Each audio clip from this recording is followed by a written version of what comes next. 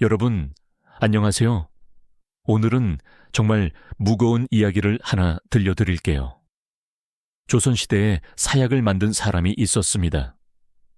217잔, 211명의 목숨을 앗아간 독약. 그 끔찍한 사약을 만든 사람. 오늘은 그의 고백을 들려드리겠습니다. 자, 할머니가 오늘은 참 마음 무거운 이야기를 가져왔어요. 여러분, 사극 보면 나오잖아요. 사약을 내리노라. 그러면 검은 사발에 담긴 독약이 나오죠. 마시면 죽는 그 무서운 독약. 그런데 말이죠. 그 사약을 누가 만들었을까요? 왕이 직접 만들었을까요? 아니죠. 신하들이 만들었을까요? 그것도 아니에요. 어떤 사람이 평생 그 일만 했답니다. 왕명으로 죽을 때까지. 오늘은 바로 그분의 이야기시예요. 아주 특별하고도 슬픈 이야기입니다. 저는 어이였습니다. 왕실의 의원이죠. 어렸을 때부터 약초를 공부했어요. 아버지도 의원이셨고 할아버지도 의원이셨어요. 우리 집안은 대대로 의술로 사람을 살렸습니다. 저도 당연히 그 길을 가려고 해나갔죠. 사람을 살리는 약을 만들고 싶었습니다. 아픈 사람을 고치고 병든 사람을 낫게 하고 죽어가는 사람을 살리고 싶었어요. 그래서 정말 열심히 공부했습니다. 매일 새벽같이 일어나서 의서를 읽었어요. 동의보감, 향약집성방, 온갖 의약서를 달달 외웠습니다. 약초 하나하나의 성질을 외우고 어떤 병에 어떤 약을 써야 하는지 공부했어요. 밤늦게까지 촛불 켜놓고 공부하다가 쓰러져 잔 적도 많았습니다. 그렇게 10년을 공부했어요. 20살에 드디어 의과에 합격했습니다. 그날 정말 기뻤어요. 아버지가 제 어깨를 두드리며 말씀하셨죠. 이제 너도 사람을 살리는 의원이 됐구나. 우리 집안의 자랑이다. 어머니는 눈물을 흘리셨어요. 기쁨의 눈물이었죠. 나는 이제 사람을 살리는 의원이다. 그날 밤 저는 이렇게 다짐했습니다. 평생 사람을 살리는 일만 하자. 절대 해를 끼치지 말자. 25세 드디어 어이가 됐어요. 내 의원에 들어간 거죠. 궁궐에 들어갔습니다. 얼마나 떨렸는지 몰라요. 처음 본 궁궐은 정말 웅장했어요. 왕과 왕비, 왕자와 공주들, 그 고귀한 분들의 건강을 지키는 일. 얼마나 자랑스러웠는지 몰라요. 부모님께 편지를 썼습니다. 아버지, 어머니, 저는 이제 왕실을 모시는 어이가 됐습니다. 정말 영광스럽습니다. 처음 한 달은 정말 행복했어요. 왕의 맥을 짚고, 약을 처방하고, 왕비의 두통약을 만들고, 어린 왕자의 감기약을 다리고, 이런 일들이 너무 뿌듯했습니다. 아, 나는 지금 왕실을 지키고 있구나. 이 나라의 가장 높은 분들을 살리고 있구나. 매일 그렇게 생각했어요. 그런데 입궁하고 한 달 뒤였습니다. 어느 깊은 밤이었어요. 상궁 하나가 제 처소로 찾아왔습니다. 밤 11시쯤이었을 거예요. 모두 잠든 시간이었죠. 어이님, 지금 당장 따라오십시오. 목소리가 차가웠어요. 뭔가 이상했습니다. 무슨 일이십니까? 누가 아프신가요? 제가 물었죠. 상궁은 대답하지 않았어요. 묻지 말고 따라오십시오. 어디로 가는 거지? 궁궐 깊숙한 곳, 아무도 없는 곳으로 갔어요. 담장 뒤편에 작은 건물이었습니다. 밖에서는 절대 보이지 않는 곳. 문을 열고 들어가니 촛불만 몇 개 켜져 있었어요. 어둡고 음산했습니다. 테이블 위에 약재들이 놓여 있었어요. 그런데 이상했어요. 치료용 약재가 아니었습니다. 비상, 부자, 천호두, 수은, 전부 독약 재료였어요. 저는 그 순간 알았습니다. 이건 사약이구나. 다리에 힘이 풀렸어요. 상궁이 말했습니다. 오늘 밤 안으로 만드십시오. 내일 아침에 쓸 것입니다. 저는 떨리는 목소리로 물었죠. 이게 제 일입니까? 저는 사람을 살리는 의원입니다. 죽이는 일은 못합니다. 상궁이 차갑게 웃었어요. 왕명입니다. 거부하면 당신도 마시게 됩니다. 당신뿐만 아니라 당신의 부모님, 형제자매 모두 죽습니다. 그 말을 듣는 순간 온몸이 얼어붙었습니다. 부모님, 동생들 모두 죽는다고? 선택하십시오. 한 사람을 죽이거나 당신 가족 모두가 죽거나. 그날 밤 저는 처음으로 사람을 죽이는 약을 만들었습니다. 손이 너무 떨려서 약재를 제대로 집을 수가 없었어요. 눈물이 계속 흘러내렸습니다. 이건 아니야. 이건 아니야. 속으로 계속 그렇게 외쳤지만 손은 계속 움직였어요. 비상을 갈고 부자를 썰고 천호두를 빻고 수은을 섞었습니다. 그렇게 첫 번째 사약이 완성됐습니다. 다음 날 아침 그 사약으로 한 신하가 죽었다는 소식을 들었어요. 영모를 꾀했다는 죄목이었습니다. 저는 그날 하루 종일 토했어요. 아무것도 먹을 수가 없었습니다. 밤에는 악몽을 꿨죠. 제가 만든 독약을 마시고 고통스러워하는 사람의 모습. 그 꿈을 꾸고 소리를 지르며 깼습니다. 여러분, 궁금하시죠? 사약이 정확히 뭘로 만들어졌는지 말씀드릴게요. 아주 자세히 말씀드리겠습니다. 첫 번째, 비상. 비소 성분이에요. 아주 강한 맹독입니다. 흰색 가루인데요. 이걸 조금만 먹어도 사람이 죽습니다. 두 번째, 부자. 독초의 뿌리예요. 이것도 맹독이죠. 약으로 쓰면 몸을 따뜻하게 하지만 양이 많으면 죽습니다. 세 번째, 천호두. 이것도 독초입니다. 중추신경을 마비시켜요. 네 번째, 수은. 은색으로 반짝이는 액체죠. 이건 설명 안 해도 아시죠? 아주 위험한 독입니다. 이 네 가지를 정확한 비율로 섞어야 합니다. 이게 정말 어려웠어요. 너무 적게 넣으면 안 죽어요. 그러면 왕이 화를 냅니다. 제대로 만들지도 못하느냐 하면서 저를 벌하죠. 반대로 너무 많이 넣으면 너무 빨리 죽어버려요. 5분 안에 죽으면 고통이 짧아집니다. 왕은 그걸 원하지 않았어요. 적당히 고통스럽게, 하지만 확실하게 죽여라. 그게 왕명이었습니다. 저는 그 적당한 고통을 맞춰야 했어요. 15분에서 30분 정도 고통받다가 죽는 것. 그게 왕이 원하는 거였습니다. 그 비율을 맞추기 위해 몇 번을 실험했는지 몰라요. 처음에는 동물로 실험했습니다. 쥐, 토끼, 개. 그들에게 사약을 먹이고 죽는 시간을 쟀어요. 고통의 정도를 관찰했습니다. 얼마나 괴로워하는지, 얼마나 오래 버티는지. 매번 실험할 때마다 제 영혼이 썩어가는 기분이었어요. 하지만 멈출 수가 없었습니다. 정확한 배합을 찾아야 했으니까요. 수십 번의 실험 끝에 드디어 완벽한 배합을 찾아냈습니다.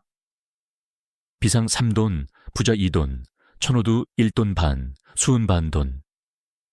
이 비율로 섞으면 마신 후 15분에서 30분 안에 죽습니다. 고통은 말로 표현할 수 없을 정도예요. 먼저 목이 타들어갑니다. 불에 댄 것처럼 따갑고 아파요.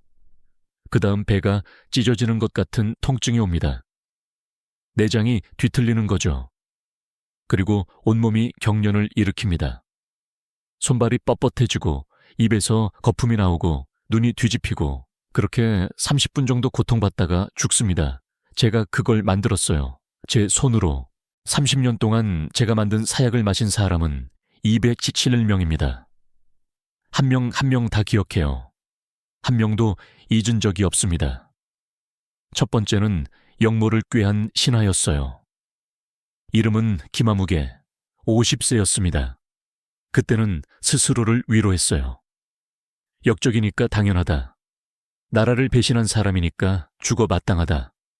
그렇게 생각하려고 애썼습니다. 5번째쯤 되니까 조금 익숙해졌어요. 이게 내 일이구나. 왕명이니까 어쩔 수 없구나. 스스로를 설득했습니다. 10번째쯤 되니까 의심이 들기 시작했어요.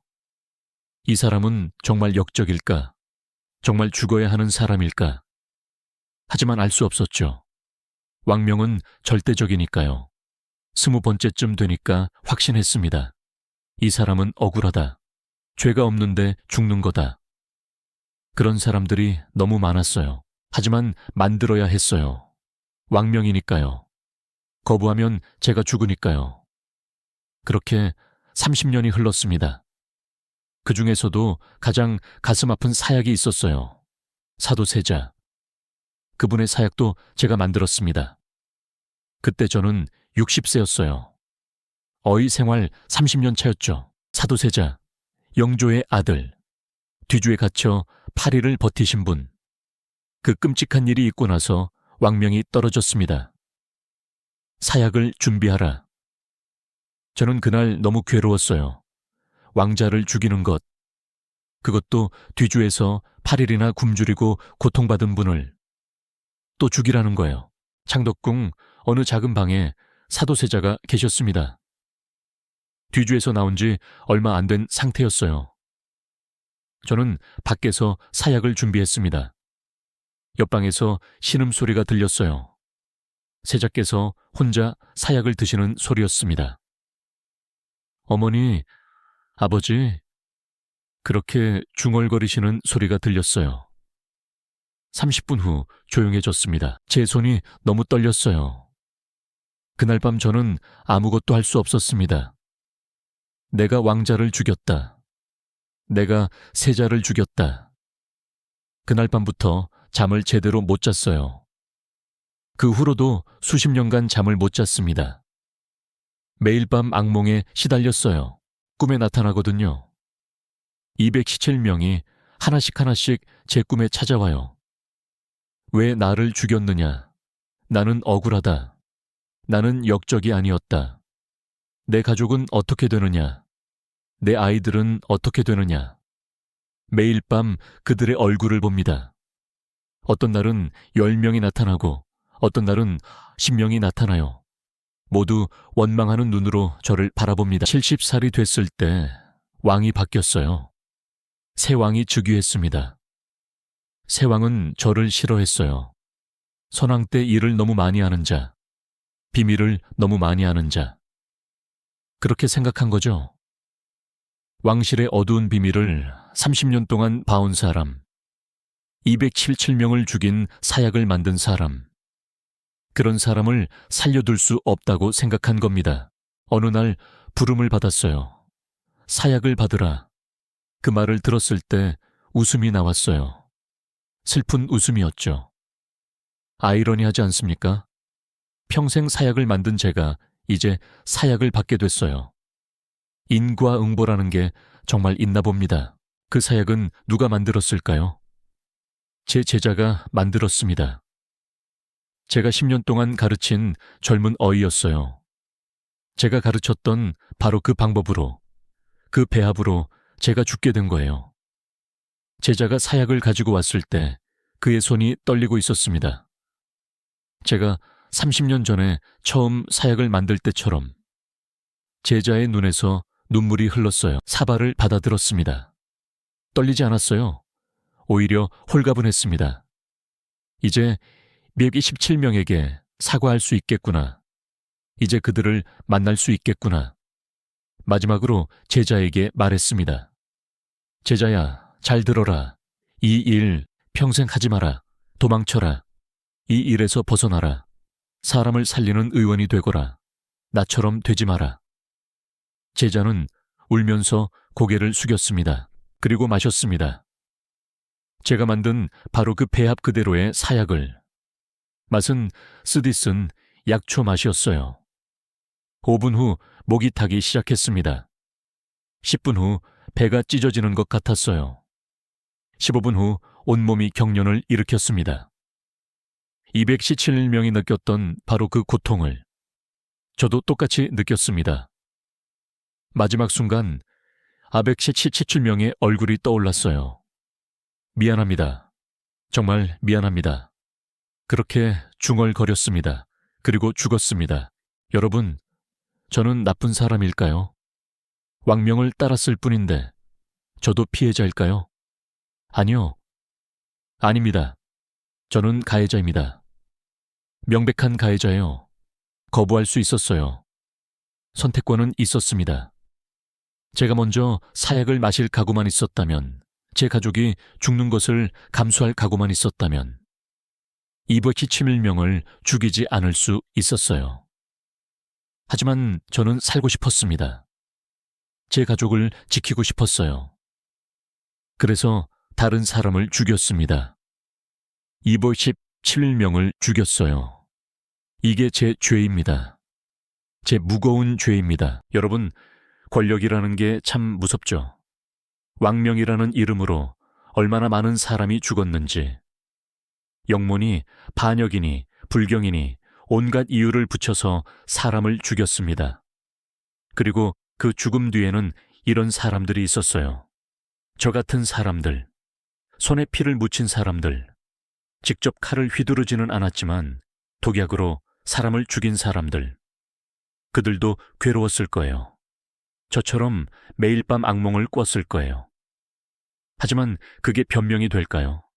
괴로웠다고 해서 죄가 없어질까요? 아니죠. 죄는 죄입니다.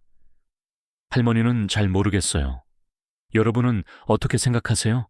오늘 이야기 어떠셨나요? 정말 무거웠죠? 가슴이 답답하셨을 거예요. 하지만 이게 역사의 뒷면입니다. 화려한 궁궐 뒤에 숨겨진 어두운 이야기. 우리가 몰랐던 사람들의 이야기. 역사책에는 나오지 않는 사람들의 고백. 이런 이야기도 기억해야 한다고 할머니는 생각해요. 다음에 또 재미있는 이야기로 찾아올게요. 구독과 좋아요, 알림 설정 부탁드려요. 여러분, 안녕.